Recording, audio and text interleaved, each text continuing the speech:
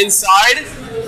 Is the resistance just your friend? Or is it like a bunch of people? It's like a bunch of people. Oh, okay. And then there's a lot of talk at work about like how we can resist from inside. Yeah. And there's like a lot of kind of like pushback. Like what's kind of lucky is that the DOJ, we can't really get fired. Yeah. We have a member who works in the people that distribute food stamps. And they can like take that away and they're just doing what they do. That's not really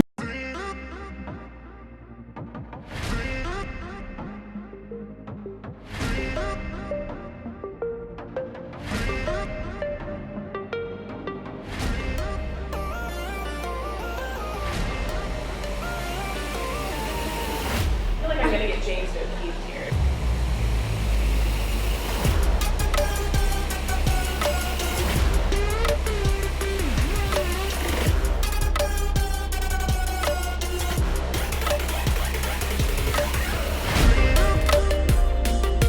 I'm a paralegal at the Department of Justice. And then there's a lot of talk at work about like how we can resist from inside. Donald J. Trump is now President of the United States. Kind of like the Nixon deep throat type of thing. We've heard about these leakers, people who send and receive confidential government information. During the Trump administration, our government is turned into a sieve. Leakers weaponize information in order to thwart a duly elected administration. People inside agencies like the Department of Justice often pursue their own radical agenda. The media, rather than expose these people and shine a light on them, often conspire with them, getting the scoop and leaving the people in the dark. Meanwhile, the deep state cabal gets bigger and bigger. But not on our watch, because this time, when it comes to agencies like DOJ and HHS, our cameras were rolling. I'd like you to meet Jessica Schubel. She's a former employee inside the Department of Health and Human Services during the Obama administration. Jessica Schubel knows the deep state. Why? Because she's part of it. There's like a little resistance movement. Inside? So did you get to do any of the like crazy stuff with Obama, like with the healthcare bill or whatever you guys call it? The Affordable Care? Yeah, the Affordable Care Yeah, Act. that's what I worked on. No way, you worked on that that was a big deal. Yeah, it was. My last day was January 19th, so like right before inauguration. Schubel now works as a senior policy analyst at the Center on Budget and Policy Priorities. But she is a conduit for leakers inside her former government department who are actively trying to obstruct administration policies. Do you have any friends that still work there? Yeah, I have a few. Oh, okay. Yeah. Can they screw them over? No, but they give me information. Oh, they do? Yeah. Nice. Your friend mailed you the policy that was about to come into effect. What policy was it? It was the policy that allows the work requirement. Allows states to require Medicaid beneficiaries to work in order to get coverage. Okay. And then she mailed it to you in the physical, snail mail, the post office, and then you got it. That's awesome. That's it was kind of the Nixon deep throat type of thing. Is the resistance just your friend, or is it a bunch of people? It's a bunch of people. Oh, okay. And they were giving you information to help. So they were leaking information to you be able to help on the outside. To help on the outside, and then you were able to forward that to lawyers. Yeah, yes, or reporters. Oh, nice. And then they were able to help craft public opinion so that when that came out, people were basically Sometimes it works that way, sometimes it doesn't. So the letter, my letter that was rescinded, I didn't have a heads up that was happening. Okay, what did you have a heads up on stuff? Sometimes precedent is setting approval, or policy that they were writing, they would give me a heads up on. When the president was writing a policy, or no, when the health department was writing the policy. Okay. And so they would write a policy and your friend would send it to you and then you were able to craft opinion pieces. Sometimes I got it. When I had another friend that was actually still there, and she would print things and then mail me copy. But Like physical mail or email? Because she's not allowed to send it through email. Thank you. Your friend mailed you information, even though she technically probably wasn't supposed to. Definitely wasn't supposed to. So she sent you what the administration was about to do, and then what's so illegal about it? Just that you could write an article earlier than you otherwise could, or what's the big deal? Confidential. Everything else is the same. Oh, government information. Yeah.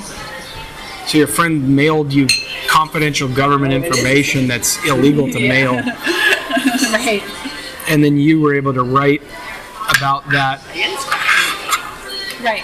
Is it illegal to receive it? Probably. We got illegal leaks. We got people receiving leaks. It's almost like we need a plumber.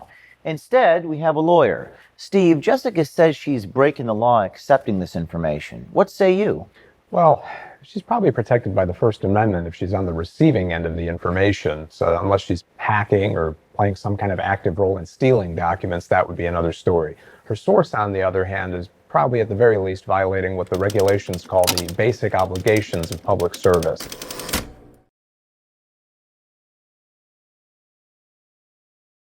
Schubel says this resistance movement is active and committed. I actually was talking to someone before I left my house, and he was just telling me what's going on and what they're thinking and policy stuff. What can we do to slow Trump down? Yeah, I mean, it helps me because then I can tell other people, and then we're all prepared for when it happens, and we can do something. Awesome! Hell yeah! Yeah. This is real. This is not a conspiracy theory. This is irrefutable visual proof of an official who is an HHS taking information that was illegally given to her in order to thwart the executive branch's policies. Bill? Absolutely, James. You cannot have a functioning government with people taking it upon themselves to illegally leak confidential information. Government cannot function that way. We cannot have a functioning democracy if people arrogate to themselves the ability to leak confidential government information. What's the distinction between the transparency efforts that my organization, your organization does, and these sorts of leaks? These people who are leaking from inside the government are doing it to thwart an incoming president's agenda. We are simply trying to expose the fraud that is occurring within the government itself. Our investigation has focused on current federal government employees resisting. We found a lot of them by infiltrating the D.C. branch of the Democratic Socialists of America, DSA. One of our members works for DOJ. She's pretty big into the migrant justice stuff. So people everywhere, Allison Hrabar. I'm a paralegal at the Department of Justice. Nice. I work around the corner from the courts. That's how I got involved. This is Allison Hrabar, one of the leaders of DSA in D.C. This past June, she led a protest against Department of Homeland Security Secretary Kirstjen Nielsen.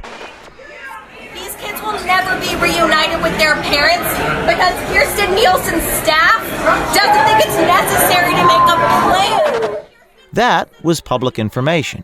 But what isn't public is how Allison Hrabar at the Justice Department's Antitrust Division may be using federal government resources to further her resistance against the Trump administration. We caught her at a Democratic Socialists of America event preparing for a protest in the basement of a D.C. church.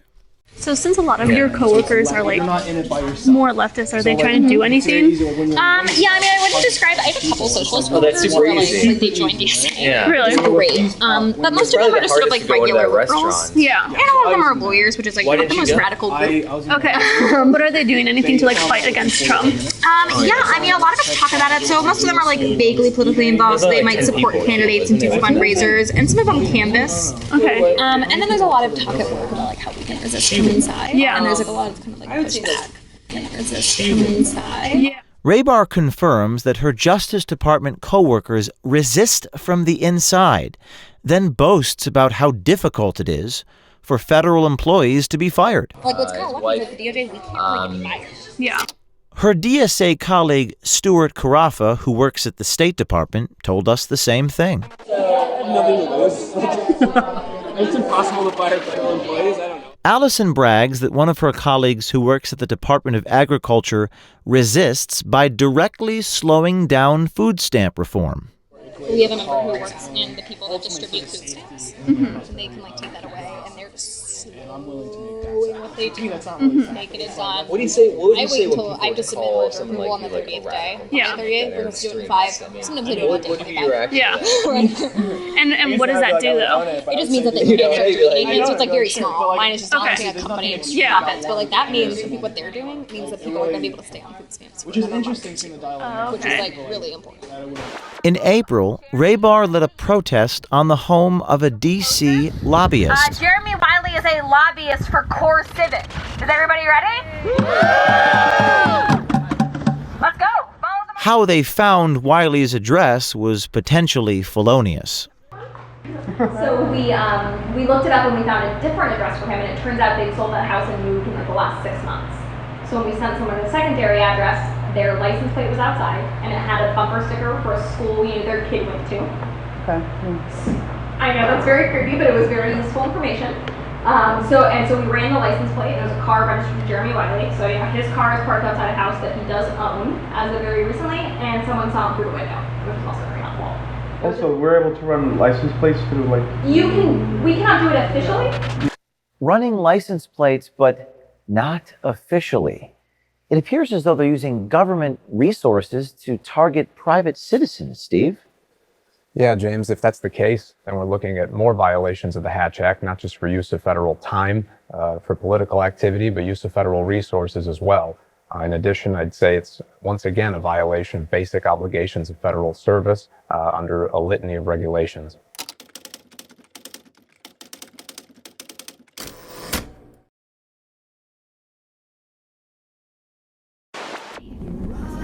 How do you guys find these people's addresses? Like, is this his personal home? So Allison is a paralegal, so her living is researching people. Okay. So she's very good at researching. So they just find they find the companies and they find the people that run the companies and they find their home addresses. Got it. She's Okay. like LexisNexis and a couple other software. How did you even find this place? Like, is it just all online? We use public information on research, yeah. Anything anyone can find. When I'm off a hot mic, I can tell you guys about our research process. Allison Hrabar didn't want to speak freely because she was fouled around by a TV crew that day. LexisNexis is an online research tool with extensive databases for paying clients. It is an excellent tool for running legal background checks on people, but it is also extremely expensive. Was Allison Hrabar using her Department of Justice resources for DSA work? Her colleague Natarajan Subramanian confirmed. This clip was telling me that she uses LexisNexis, but that's like a paid program. I mean, she has used it. She uses it probably at work. So that's like a work. It's not like DSA got a LexisNexis. No. Okay. Yeah. So I was thinking that's. I mean, pretty expensive if you get it for DSA, but I think it's great that she's able to have that resource at work and use it for DSA. Yeah, and that's the kind of thing that you would get fired for if you come in wrong. Yeah. The things that people know about her and her activities outside of this organization, like people do not have the silver bullet or like the smoking gun or whatever. If they were able to get proof of that, so, I mean, we're all walking that line in a lot of ways. So is using the Department of Justice's LexisNexis the type of thing you could get fired for? Is Subramanian right?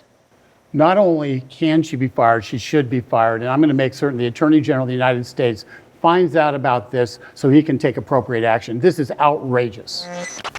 We've heard so much about the DOJ's abuses, whether it be Strzok, McCabe, Comey, but it's also important to note many of their foot soldiers are also marching with the same beat, with nobody holding them accountable. So we're going to expose them. Because maybe exposing them publicly and identifying them may deter others from taking further subversive actions. And I'll tell you something else. Unlike the New York Times and the Washington Post, our stories are not going to be filled with anonymous, unnamed sources relaying quotes from other sources secondhand, months after the fact, with those attributions in quotation marks. Our videos don't need to take those types of liberties because our videos are clear, irrefutable content. But there is a deeper conflict of visions here between the journalistic elite and the rights of the citizens to be informed. The perverse protection of the leakers and the resistors' identities have created this environment where this activity has been allowed to fester. See, transparency belongs to those who govern. Privacy belongs to the people. The lack of accountability has led to these federal workers not being afraid to be fired for anything, and certainly not for their illegal and unethical behavior. And if you think what you've seen here is bad, you won't believe what's next.